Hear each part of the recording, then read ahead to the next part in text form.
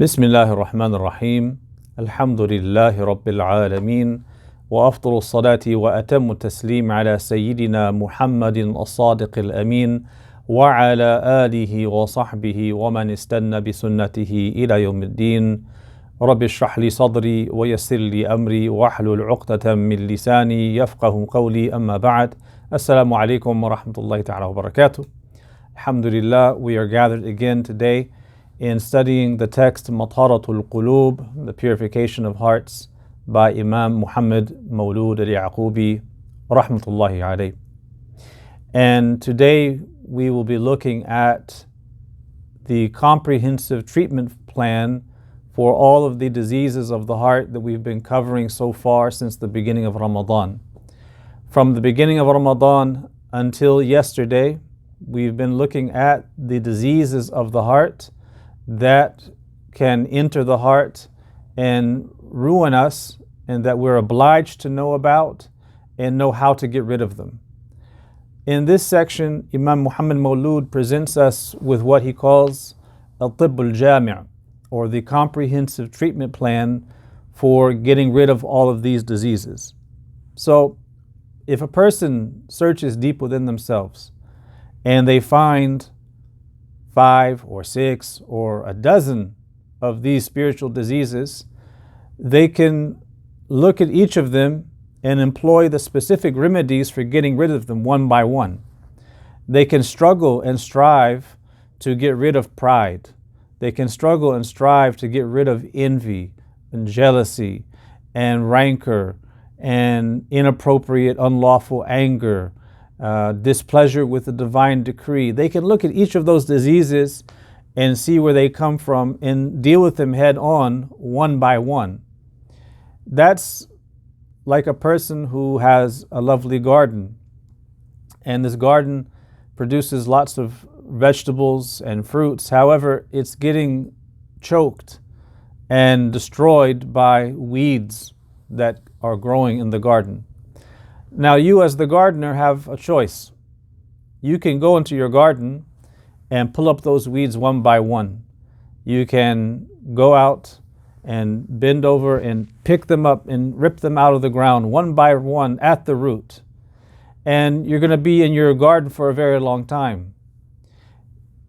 You're going to pull them up one by one until they're all gone. This is one approach. The other approach is to use a weed killer.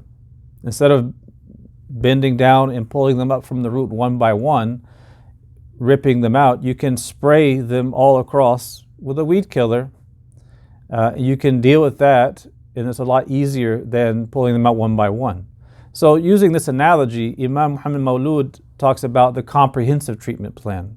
In other words, what are some of the things that we can do that will serve as a comprehensive treatment for all of these diseases?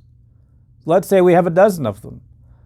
Are there a number of things that we can do that will treat all of them at once? Or must we pull them up one by one?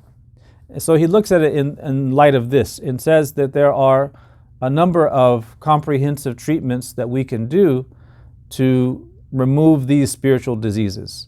In this section, he mentioned 7. And each of them, we can spend days and days looking at each one because they're so vast. But just familiarizing ourselves with each of them, we can see what we can do right here and right now to treat those spiritual diseases. He mentioned 7, as I said. I'll list out these 7 before going into the text. Number 1, he says, is mukhalafatul hawa, going against one's lower impulses.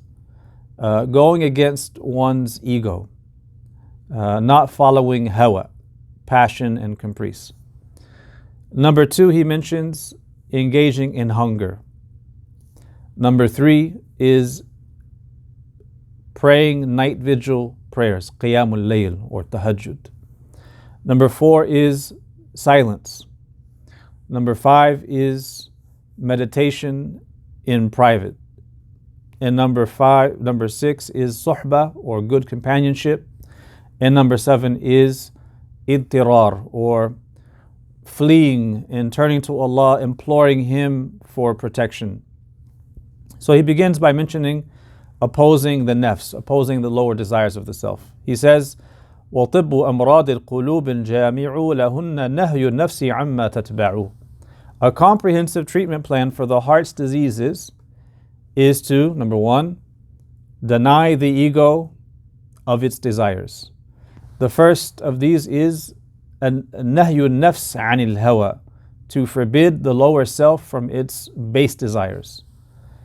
One of the Imams, Imam Ibn Hamdun, he mentions in his Hashiyah that it's a point of absolute consensus and agreement among all of the scholars, all of the masters, and all of the sages throughout history, an absolute agreement and consensus that there is no path to sa'ada abadiyya, to eternal happiness in the hereafter, except through forbidding the lower self from its lower impulses.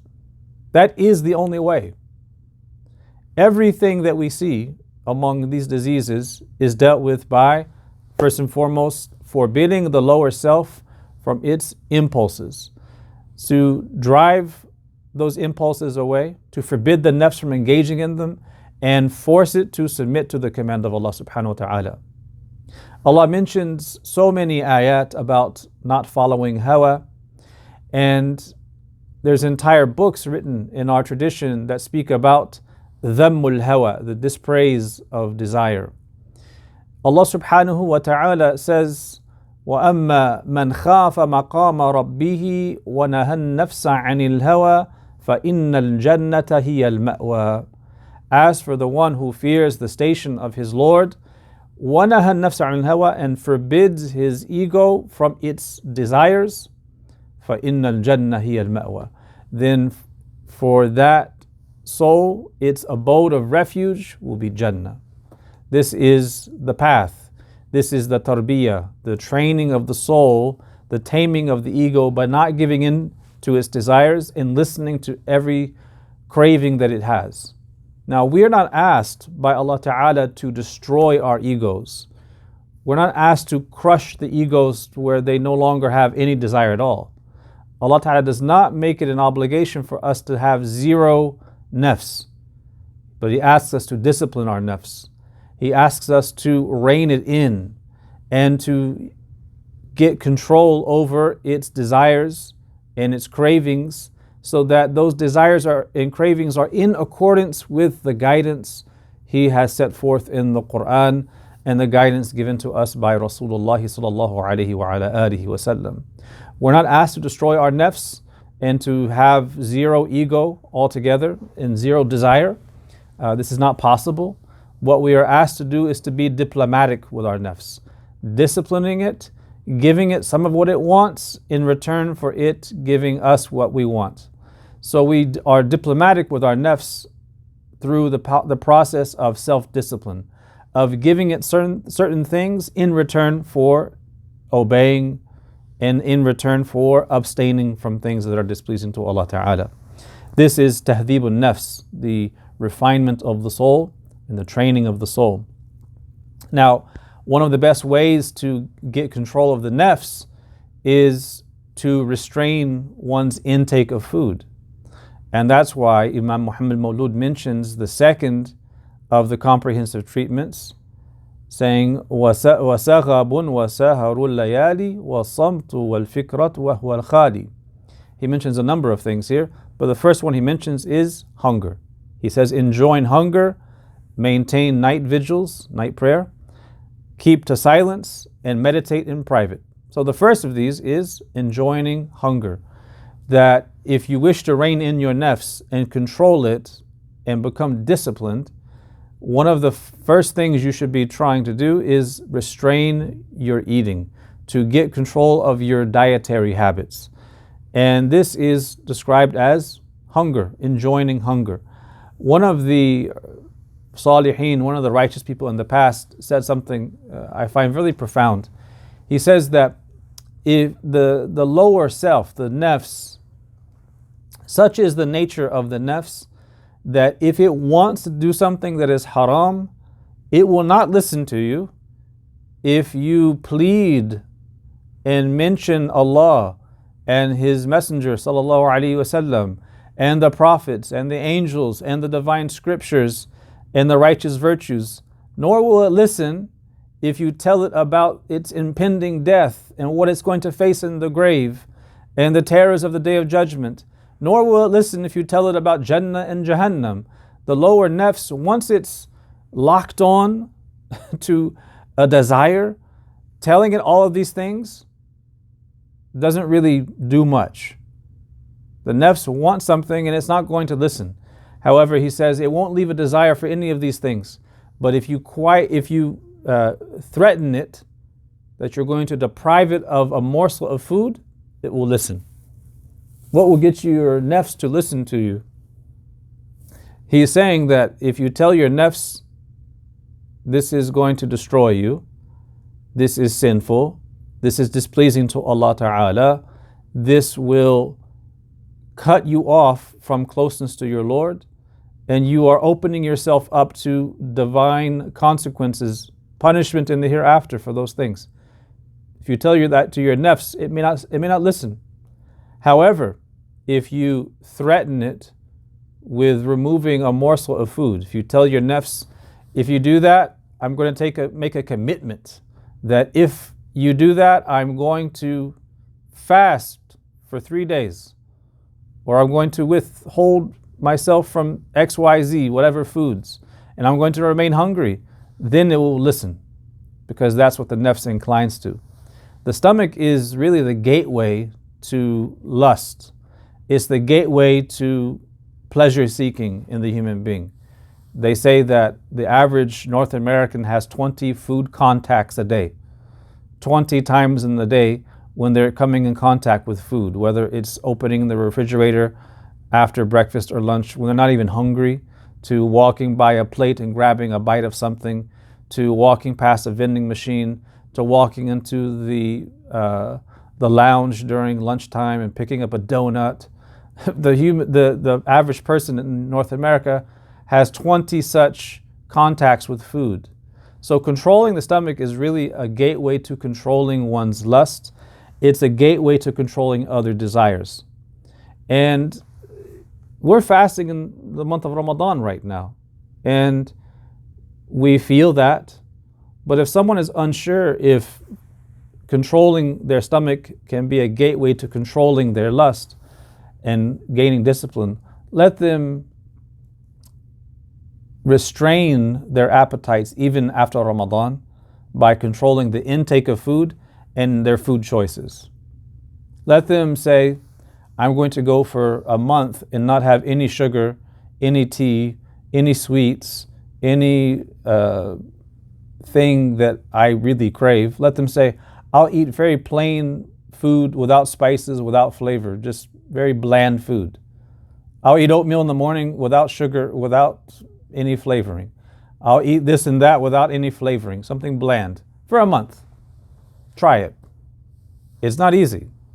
It takes discipline.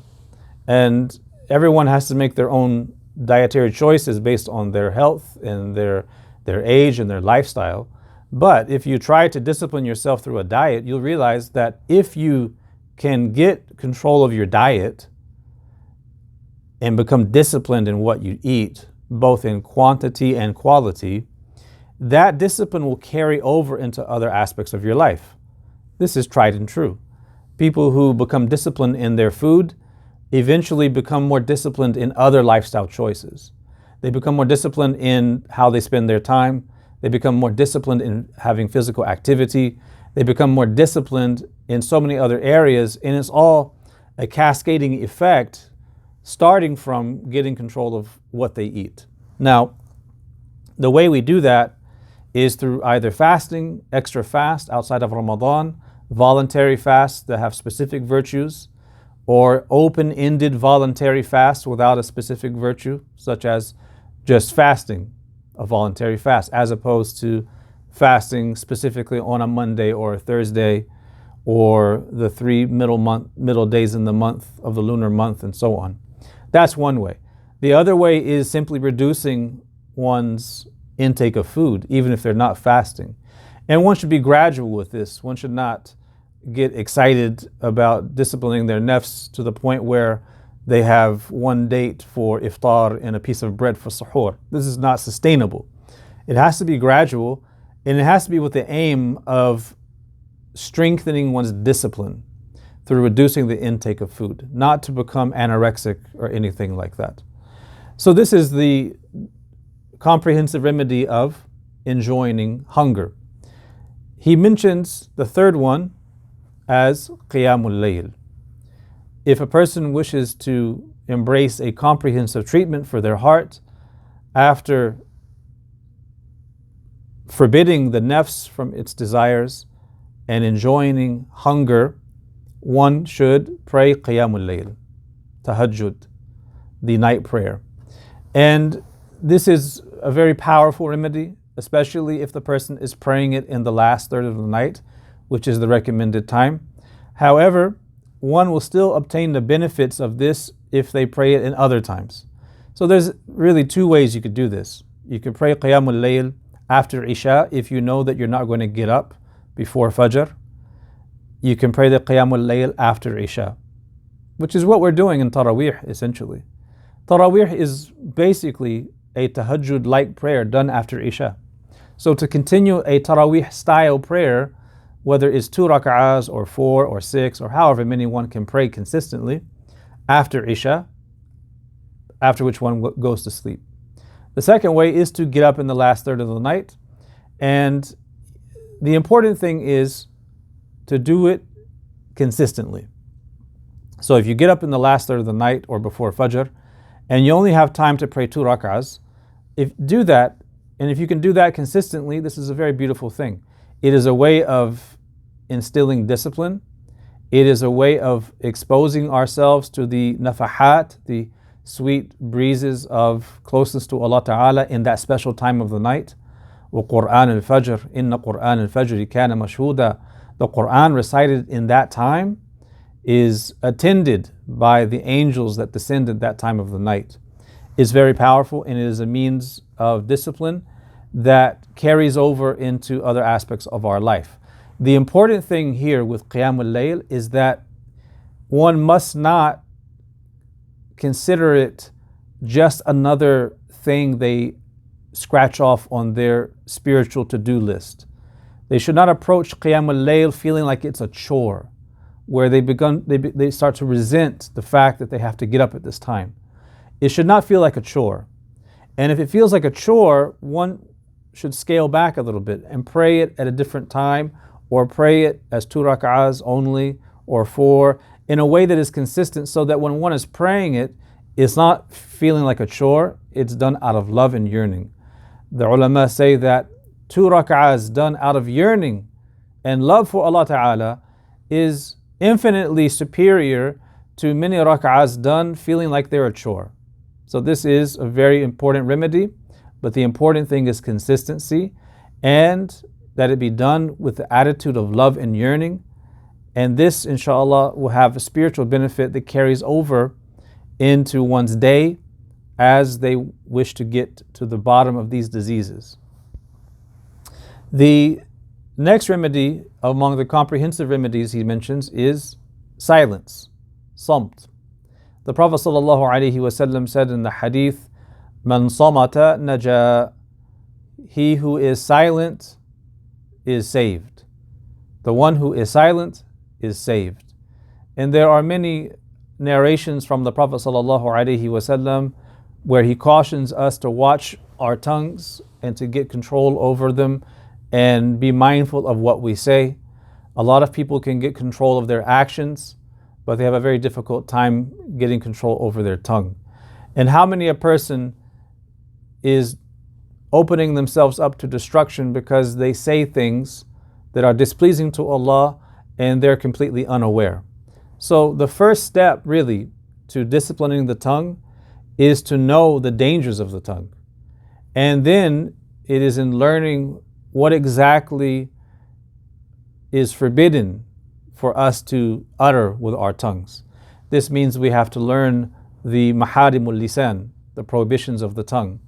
Whether we learn about the details concerning backbiting, lying, gossip, any of these things that we call maharimul lisan, prohibitions of the tongue. This is fard ayn knowledge. It's individually obligatory. And we're studying Mataratul Qulub by Sheikh Muhammad Mawlud. He also authored a text called Mahalimul Lisan, a poem on the prohibitions of the tongue, on the same style as the text Mataratul Qulub. And inshallah, we have a niyyah to teach that text here, inshallah, at MCCGP. We ask Allah Ta'ala to facilitate that for learning these things so that we can actually get control of our tongues. The next remedy among the comprehensive remedies is what he calls fikra wa huwa khali. He says fikra whilst one is isolated or alone. Meditation and reflection, introspection while one is alone. So this is actually a combination between two things. Fikra is the reflection and meditation, and the second part, wahwa khali, means the person is doing it alone. They're by themselves. And this khali is interesting because in Arabic it can mean two possible things. It could be metaphorical or it could be literal, and it's both really. So when he says that a comprehensive treatment includes meditation while one is khali, it can mean khali, meaning free of, metaphorically isolated, meaning they are empty of preoccupations. And it can mean the literal sense, that they are meditating and reflecting while they're physically alone and away from other people. Both of these meanings are sound, as we'll see. Now, when we look in Sahih Bukhari, there is a very powerful and lengthy hadith in the beginning, in the chapter, in the book, rather, Kayfa Bada al-Wahi, the book on how revelation began. And in the beginning of this chapter, in the first part of Sahih Bukhari, Imam al-Bukhari relates the hadith from Sayyidah Aisha radiallahu anha, and she relates the details concerning how revelation began. And she mentions in the narration that revelation began first in the form of true dreams, al-ru'ya salihah, that would come true kafalaq al-subh, they would come true like the break of dawn. The Prophet ﷺ would be shown by Allah different visions while sleeping, and those visions would come true. This was the first form of revelation. And then it says, ثُمَّ حُبِّبَ إِلَيْهِ الْخَلَاء. Thereafter, isolation and solitary retreat became beloved to him. And then we know from that he would then go to the cave of Hira and would yatahannath, he would engage in devotions, reflection, and devotions in remembrance of Allah subhanahu wa ta'ala. This hadith then mentions the descent of the angel Jibreel and the wahi, the revelation that Allah ta'ala placed in the blessed heart of the Prophet sallallahu alaihi wasallam. It's a very lengthy hadith and there's a lot of lessons in it. One of those lessons is in the phrase ثُمَّ حُبِّبَ إِلَيْهِ الْخَلَاء. Thereafter, solitary retreat became beloved to him. Remember, this hadith is describing how revelation began.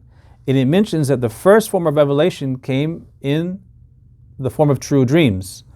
And then it says, and then solitary retreat became beloved to him. The ulama mention, in commenting on this hadith, that thumma, which is for tarahi, it's his arrangement, it comes after. It means that the solitary retreat that the Prophet ﷺ engaged in was in his sharia. It is in his sharia because it came as a part of the revelation. The first revelation was in the form of dreams, and thereafter the solitary retreat became beloved to him, which means that it was not a practice he engaged in before wahi. It was a practice he engaged in after wahi was revealed, which means that it is in the sharia of al-Mustafa sallallahu alaihi wasallam for a person to isolate themselves from time to time, to engage in meditation and reflection and introspection, taking account of the self, remembrance of Allah Ta'ala, being alone with one's Lord Subhanahu wa Ta'ala. That is from the Sharia. And it is absolutely permissible, as we see here. And the ulama mentioned that from this hadith we learn that solitary retreat is an aid for worship. It helps a person in their devotions, because when the Prophet ﷺ withdrew and isolated himself in that solitary retreat in the cave of Hira, he then received wahi in the form of Quran, of the divine speech. And the ulama say that likewise, when the person engages in their own solitary retreat for the sake of Allah, they receive great good after it. Imam Ahmad ibn Ajiba, whom we quote a lot, he's a great North African scholar from Morocco. He, in his commentary on the Hikam of Ibn Ata'illah, he mentions 10 benefits to solitary retreat, of withdrawing temporarily from the world and isolating oneself, just being alone. He mentions, I'll mention them one by one. He says, number one, you're safe from the pitfalls of the tongue. When you isolate yourself and withdraw from others, you save yourself from the pitfalls of the tongue of backbiting, because you don't have anyone to speak with. Number two, you're safe from the pitfalls of looking at the haram, because you're by yourself. Number three, he says, it protects the heart and saves it from showing off, from adorning one's worship to be seen by others. He says, number four, one who withdraws himself or herself will gain contentment and will learn to do with less of the world. And number five, the person will be safe from mixing with evil people. Though we should add here, the ulama say that the intention for withdrawing should not be primarily to avoid people, unless you're in a time of great fitna and it's the only way to save your deen. They say that if you isolate yourself, it should be the other way around, with the intention that you're saving them from yourself. So if you isolate yourself for a day or so because you want to be alone, it shouldn't be with the intention that you want to avoid people and their annoying behavior. It should be with the intention that you keep them safe from your annoying behavior, because that is the attitude of the Muslim. The Muslim should say to himself or herself, I am a nuisance and inconvenience. No one else is a nuisance and inconvenience. And even if we feel they are sometimes. But the reality is, others may feel that about ourselves. So we don't want to have the attitude of withdrawing because we're better than other people. So moving along, he says one of the intention or benefits of khalwa, of solitary retreat, is to free up your time for worship, for remembrance of Allah, and being in the divine presence and engaging in righteous conduct. This is one of the intentions and benefits. Number 7, he says, experiencing the sweetness of obedience and making that firm in your heart as you are engaged in munajat, in intimate discourse with Allah subhanahu wa ta'ala. One of the great benefits of khalwa is being alone, to pour out your heart in dhikr and in conversing with Allah subhanahu wa ta'ala. And number 8, he mentions one of the benefits is relaxing the body and the heart, because mixing with people fatigues the heart. It tires people out. If a person is introverted, it tires them out much quicker than if they're an extrovert. But excessive mixing with people causes us to become careless in what we say and how we act. And so withdrawing for a time brings us back to sensitivity that we need, so that when we are back in the world dealing with people, we're more aware and conscious about what we're saying and how we're acting. Number 9, he says, withdrawing safeguards a person's deen from being exposed to evil and different argumentations that arise as a result of intermingling with others. And number 10, one of the benefits of solitary retreat is gaining firmness in meditation and tafakkur, reflection, as an act of worship. And this is in fact the main goal of such solitary retreats. Now, if you look at this list of 10 things, the 10 benefits one gets from taking out even an hour or 2 hours or maybe a day each month to withdraw from everyone and everything. These 10 benefits are all there and open for us, but they're also canceled out by one thing. They're canceled out by devices, by cell phones and social media. We shouldn't fool ourselves in thinking that we're in khalwa if we're by ourselves with a phone in our hand, plugged in. Every single one of these benefits is canceled if a person is engaged in khalwa by themselves while on social media. On social media, the person can let loose with their tongue, their gaze can go all over the place, they can engage in argument and disputation, they intermingle with people virtually. So everything is canceled if a person doesn't have discipline with the use of their phone. This means that any real khalwa has to be a khalwa from the phone, a khalwa from devices, a khalwa from the iPad, a khalwa from the tablet, a khalwa from the TV. Any of these devices that bring the world into our homes cancel out the benefit of isolating ourselves for an hour or for a day to be outside of the world, away from the world, because we're bringing it in. So we have to keep that in mind. And with the COVID-19 pandemic and the shutdown that we're experiencing, apart from spending time with our families, we've had a lot of opportunities to engage in this kind of khalwa. And there has to be a balance because we are social creatures, but it is a comprehensive remedy for treating the diseases of the heart. And then he mentions another comprehensive treatment, which is suhbah, companionship. Keeping the companionship of people who inspire us, who are good. He says, وَصُحْبَةُ الْأَخْيَارِ أَهْلِ الصِّدْقِ مَنْ يَقْتَدِي بِحَالِهِمْ وَالنُّطْقِ. Also, he says, keeping company with good people who possess sincerity, those who are emulated in their states and statements. This is suhbah, to keep the company of people who inspire us, who we can emulate in their statements and actions. Allah Ta'ala tells us in the Quran, Ya ayyuha alladhina amanu ittaqu allaha wa kunu ma'a as-sadiqin. O you who believe, have mindfulness of Allah and keep the company of the truthful people. This is a divine command in the Quran saying, O you who believe, keep suhbah with those who are truthful, the sadiqeen.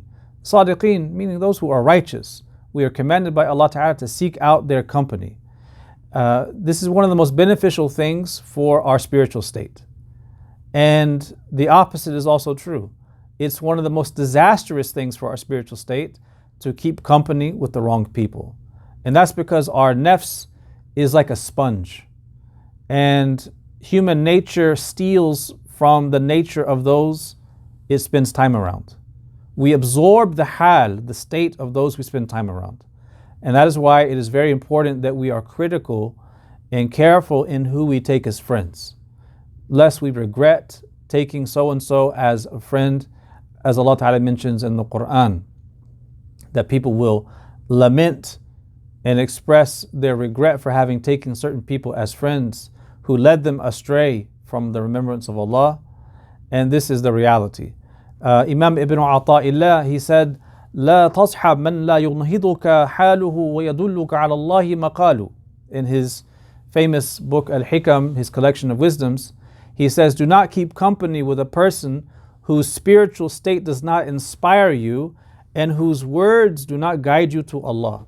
So this means that we have a spiritual perspective looking up to those who are better than us, and a worldly perspective looking to those who are less than us in material possessions and dunya. So when it comes to dunya, we should look to those who have less than us so that we have more shukr, more gratitude. And when it comes to spiritual development, we should look to those who have more than us, who are better than us. And in this way, we keep their company and we are inspired by their states and their actions and their words, and that makes us a better person. This is one of the quickest ways to treat these diseases of the heart. If you're struggling with envy, find a person who is always thinking the best of other people and always hoping the best for people and never envious, always desires good for people, who is the exact opposite of an envious person. And if you stay with that person for a while and pay attention to their actions and states and listen to their words, you'll start to absorb that yourself. So you want to find people that you want to be like and keep company with them. And if you can't keep company with them all the time, then keep in contact with them. Call them, listen to them, seek their advice. There's different ways we keep company with people. This is very, very important. So then he concludes this section on comprehensive treatments by mentioning what we call intirar or iltija, and that is fleeing to Allah Ta'ala and imploring Allah Ta'ala. He says, وَالْإِلْتِجَاء لِمَنْ إِلَيْهِ تُرْجَعُ الْأُمُورُ فَهُوَ طِبُّهُنَّ الْأَنْفَعُ بأن يكون كغريق أو كمن ضل بتيه لا يرى الغياث من سوى المهيمن العظيم القدر فهو المجيب دعوة المضطر. He says, finally, take refuge in the one unto whom all affairs return. That is the most beneficial treatment for all of the previous diseases. This must be to the point in which you are like a man drowning or someone lost in a barren desert and sees no source of succor except from the guardian, possessor of the greatest power. He is the one who responds to the call of the distressed. أَمَّنْ يُجِيبَ الْمُضْطَرَّ إِذَا دَعَى. Who is the one who responds to the one who is distressed when he calls upon him. This is, of the comprehensive treatments he mentions in this section, the most important. Imam Ibn Ashir, he mentions in his poem Al-Murshid Al-Mu'in that the only real cure for all of these diseases of the heart is to turn to Allah subhanahu wa ta'ala and ask for His help. That's it. There is the work that we have to do. There's the effort that we have to employ in removing these spiritual diseases and then adorning ourselves with their opposites. There is the work. However, that work will not be accomplished without the help of Allah subhanahu wa ta'ala. So you have to turn to Allah with an unconditional begging and imploring, asking for His help in removing these diseases. It is to remove from oneself all claims, to relinquish all claims of strength, of power, of ability to do it on our own, and to acknowledge that we cannot do it on our own. We can only do it with the help of Allah subhanahu wa ta'ala. And so we turn to Him and we urgently seek His help and assistance in that. And this is really the only way. And it is through this turning to Allah Ta'ala that Allah blesses us with the tawfiq, the ability to use the other comprehensive treatments that we've talked about today. The ulama say that the lower self, the ego, is like a dog. And consider if you are faced with a dog and this dog is growling and barking at you and it wants to attack you. It wants to do you in. How do you handle this dog? There's two ways. You can wrestle with the dog. You could try to fight this dog as it jumps on you and keep it from biting you. And as you're doing that, you're going to get cut, you're going to get bit, you're going to fall to the ground and your clothes will get muddy and dirty, your clothes will get torn, the dog is going to get all over you, and you're going to get cut, you're going to get hurt because you're fighting a really powerful dog. The other solution is to get away from the dog, go to the owner of the dog. If you go to the owner of the dog will call the dog and have the dog submit. And by the dog submitting through the owner's command, you're free from the harm of the dog. The dog won't jump on you, it won't bite you, it won't scratch you, it won't get you muddy, and it won't tear your clothes because it's submitting to its master who's told it to kneel and leave you alone. This is an analogy that the ulama mentioned. They liken the nafs, the ego, to the dog. And they say that if you're going to fight the dog head on, sure, you could do that, but this is what's going to happen most likely. You're going to get muddy, you're going to get dirty, you're going to get scratched and torn, your clothes will get tattered. Alternatively, you can go to the owner and beg the owner to tame the dog and have it kneel. This is how we deal with the nafs. We say, "Oh Allah, we need your help. Oh Allah, we're overwhelmed. We can't do it on our own." And in that state, Allah Ta'ala gives us the strength, gives us the resources, gives us the ability to set out on that path where we can find good companions, where we get control of our tongues, where we reduce our intake of food and get disciplined in our life so that we are staying away from those destructive qualities. And then He gives us the ability to adorn ourselves with the beautiful qualities that He has shown us in the Quran and through the model of His Prophet sallallahu alaihi wasallam. And this is what we ask Allah Ta'ala to do. We ask Allah for help. We don't say that we have the power to do it all on our own. أَمَّنْ يُجِيبَ الْمُضْطَرَّ إِذَا دَعَاهُ. Who is the one who responds to the supplicant when he is in a state of dire necessity? We really have to be in that state to get the help. And we're in the last 10 nights of Ramadan. These are the nights of being in sajda and simply begging Allah for help. One doesn't have to use flowery words. One doesn't have to do anything. Just be in sajda and say, "Ya Allah, hasbunallah wa ni'mal wakil. I can't do it alone. I need your help. I beg you for your help and support and cleansing my heart and strengthening me and making me a true abd of yours." This is what we ask Allah Ta'ala to give us. Ameen. وصلى الله وسلم على سيدنا محمد وعلى آله وصحبه وسلم والحمد لله رب العالمين والسلام عليكم ورحمة الله وبركاته.